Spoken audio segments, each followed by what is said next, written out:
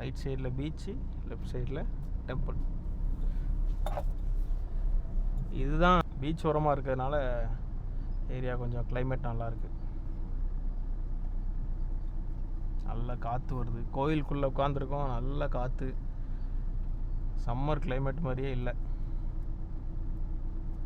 நான் ஃபஸ்ட்டு கியர்லேயே தான் இருக்கேன். ஃபஸ்ட்டு கியர்லேயே ஒரு 70-80% கிளச்சிலே அப்படியே ஸ்லோவாக ஸ்பீடு பிரேக்கர் ஏறி இறங்குறேன்.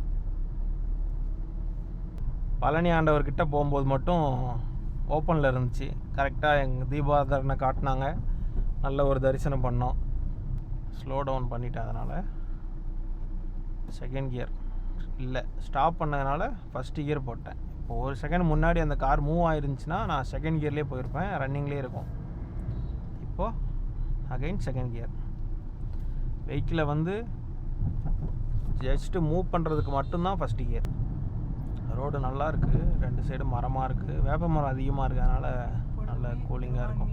பெசன்ட் நகர் ரோடு வந்து நல்லா இருக்கும்ல, சூப்பராக இருக்கும்.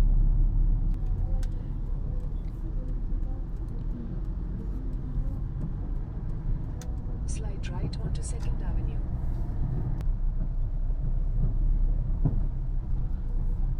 On way OMR. இதில் அப்படி போனோம்னா யூட்டர்ன் பண்ணி அதர் சைடு போகிறவங்களுக்கு.